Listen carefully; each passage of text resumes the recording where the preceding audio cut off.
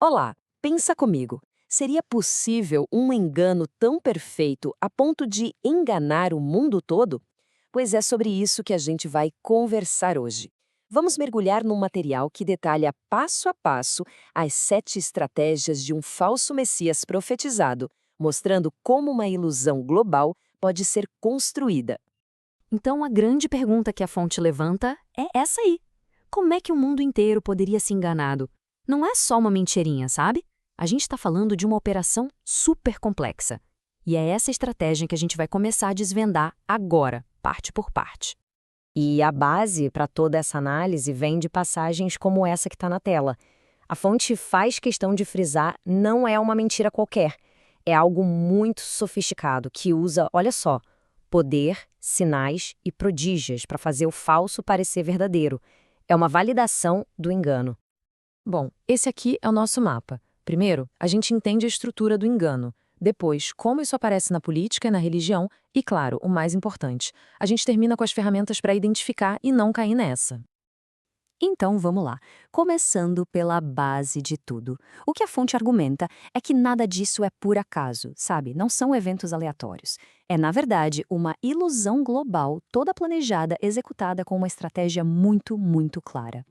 E olha que interessante este slide. Ele mostra bem o centro do conflito. De um lado tem o engano, usando provas que parecem corretas, parecem legítimas, mas no fundo são distorcidas. E do outro lado, a única defesa é o que a fonte chama de discernimento doutrinário.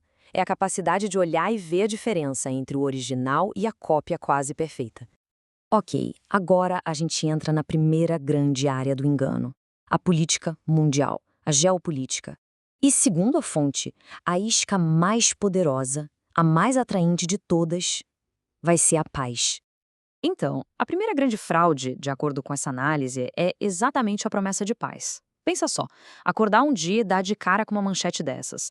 No mundo cansado de tanta guerra, de tanto conflito, a ideia de alguém que traga estabilidade total seria praticamente irresistível, né? E não para por aí. Para consolidar essa imagem de pacificador, a fonte sugere que essa pessoa vai resolver o que todo mundo acha que é impossível de resolver. Tipo o conflito histórico entre Israel e Palestina. Imagina, um feito desses colocaria essa pessoa num patamar quase sobre-humano para o mundo todo. E para essa ilusão toda, a fonte até nos dá um nome técnico, um termo em hebraico, Shalom Sheker. Não é uma paz de verdade, entende? É uma paz falsa. O slide mostra bem a ideia. É como um aperto de mão que esconde uma faca. Uma calmaria que, na verdade, esconde um perigo gigantesco. E essa falsa segurança toda se apoiaria em 3 pilares, mas são pilares bem frágeis. Primeiro, um tratado de paz que, na verdade, é uma armadilha. Segundo, um sistema econômico global que parece trazer prosperidade, mas o preço é o controle. E terceiro, aquela promessa de segurança máxima que vai custar a liberdade de todo mundo. Mas o engano não fica só na política, não. A coisa vai mais fundo. A segunda frente de ataque é a espiritual. E aqui, essa figura não quer só governar, ela quer ser adorada. É uma imitação do divino, exigindo adoração. A fonte descreve essa estratégia espiritual em 4 passos bem claros.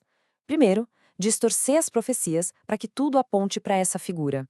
Segundo, fazer supostos milagres. Terceiro, criar e promover uma religião mundial unificada. E o grande final, reconstruir o templo lá em Jerusalém. E falando nesses milagres, a análise levanta um ponto muito interessante. Eles talvez não sejam sobrenaturais. Podem ser, na verdade, demonstrações de tecnologia. Uma tecnologia tão, mas tão avançada que para a maioria das pessoas vai parecer algo divino. O termo em hebraico para isso é otot umoftim, que significa exatamente isso, sinais e maravilhas que enganam. Então, a reconstrução do templo não seria um ato de fé, mas sim o palco para o grande final do engano. O clímax seria a Avodah Zarah, que é a palavra hebraica para idolatria. Seria o momento em que essa figura entra no lugar mais sagrado da terra e se declara um deus, exigindo que todo mundo o adore. Ok, diante de um plano tão bem arquitetado, a pergunta que fica é como se proteger disso tudo. E a boa notícia é que a fonte não só aponta o problema, ela também oferece uma defesa. Uma defesa bem clara, baseada na doutrina. E essa defesa se resume a 3 testes, exatamente 3. Pensa neles como 3 filtros que, segundo a análise, são infalíveis. Eles podem expor qualquer fraude, por mais convincente que ela pareça ser. E aqui estão eles, os 3 filtros. Teste número 1, o da encarnação. A mensagem confessa que o verdadeiro Messias, Yeshua, veio em carne e osso. Teste número 2, o da cruz. A salvação pelo sacrifício dele é o ponto central de tudo. E o terceiro teste, o da exclusividade. Yeshua é apresentado como o único caminho para o Pai, ou só mais uma opção entre várias? A fonte é bem direta nisso. Se a mensagem falhar em um desses 3 testes, a máscara cai. Chegamos na nossa parte final. E aqui a análise muda o foco. A gente sai do o que vai acontecer pro e agora? O que fazer com isso? Porque no fim das contas, saber de tudo isso só vale a pena se virar preparação, né? Essa preparação, então, se resume a 4 ações práticas. Primeiro, mergulhar fundo no conhecimento para fortalecer o discernimento.